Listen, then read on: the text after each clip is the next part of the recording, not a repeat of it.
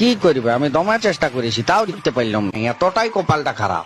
এইদিকে শুন, তুই একটা কাজ কর, একটা ভালো ঠাকুর ডাকে সত্যনারায়ণ পূজাটা করাই নিলে। ঠিক বললে, সঙ্গে চণ্ডী পাঠটাও করাবো। হ্যাঁ, আর দাড়িলাও কাটতে হবে, কেননা দাড়িলা না কাটলে লোকে ইনস্টাগ্রাম ফেসবুকে এসে দমে কমেন্ট করছে।